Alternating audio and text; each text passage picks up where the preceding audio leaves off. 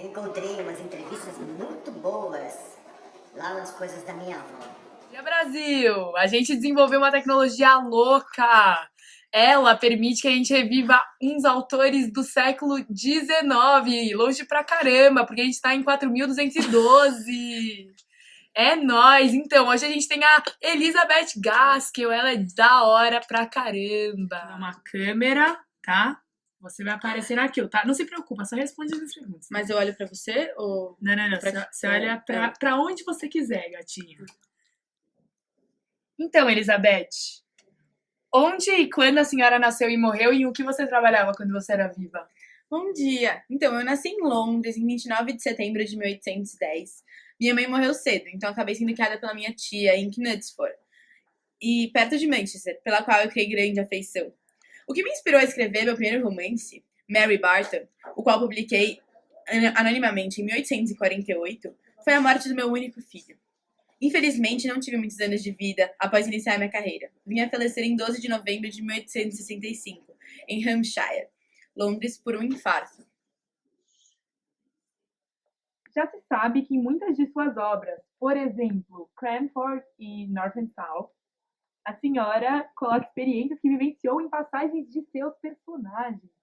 Poderia nos descrever algumas delas? É claro. Evidentemente, acredito que é impossível um autor não colocar um pouco do que viveu e experienciou em suas obras. Em Cranford, por exemplo, a cidade que descrevo me baseei basicamente em Knutsford, onde vivi com a minha tia. Nessa mesma obra, coloquei a ida de meu irmão para a Índia e a ida do irmão de Matilda Jenkins igualmente para a Índia.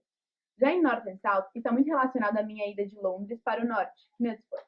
Nessa obra, também coloquei muito da minha relação difícil com meu pai, pelos personagens de Margaret e Frederick Hale. Além desses, coloquei em muitas outras obras passagens e personagens baseados em minha vida. Agora, a última pergunta do dia, infelizmente. Em relação ao conto Casamento em Manchester, seu conto possui características românticas e realistas. Como a senhora gosta de classificá-lo e com que intenção a escreveu? Para mim é impossível você classificar qualquer livro, qualquer conto, como só em um ismo literário. Afinal, quase todo autor do século XIX, por mais romântico que fosse, acabava sofrendo influências realistas, que representam a mudança do pensamento que ocorria na época, e as colocando em seus contos. Por isso, classificaria o meu conto como romântico realista. Essa foi a entrevista com Elizabeth Gaskell, uma salva de palmas. E agora, o que eu faço? Eu morro? Eu vou pra onde? Isso mesmo, você morre. Ah, foi um prazer, então.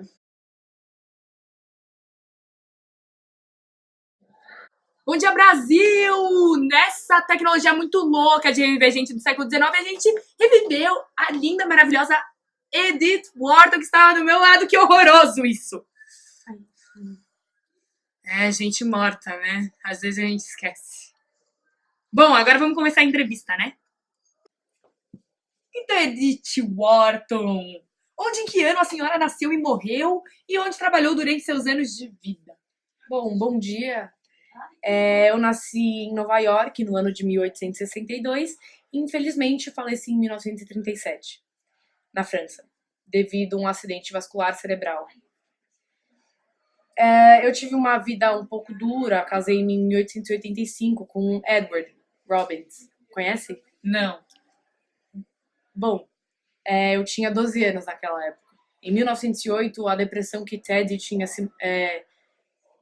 se manifestou de uma maneira muito forte e estava praticamente incurável. Com isso, eu tive que me separar dele. Conheci Morton Fullerton, meu parceiro intelectual. Em relação à minha profissão, além dos romances que escrevi pelo menos 85 contos durante a minha vida. Durante minha vida, fui uma escritora muito conceituada e fui indicada pelo Prêmio Nobel de Literatura em 1927, 1928 e 1930.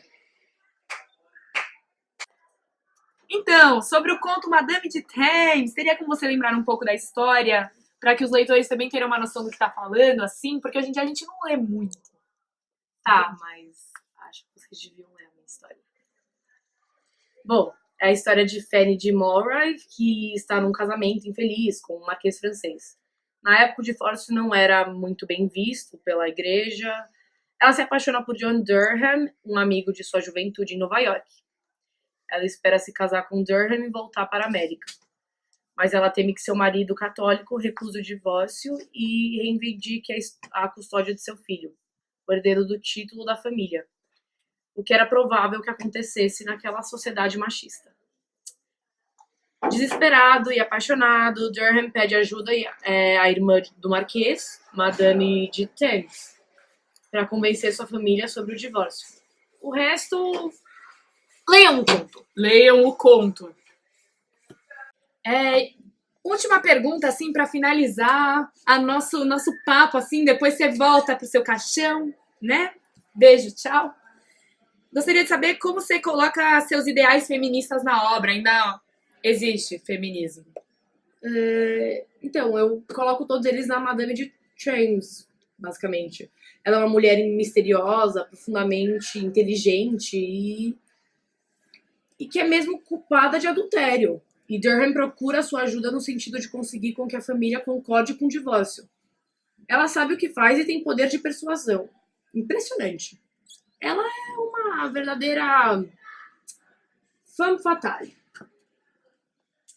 Bom, Edith, foi ótimo conviver esse tempinho maravilhoso com você. Agora você volta pro seu caixão, né? E essa foi Edith Wharton. Nunca mais vamos usar essa tecnologia horrorosa de reviver gente do século XIX. Sério, péssimo. Não consigo mais essa vida. Difícil. Dá um tchauzinho pra galera. Vamos Com a outra mão. né? Tchau, galera. Tchau.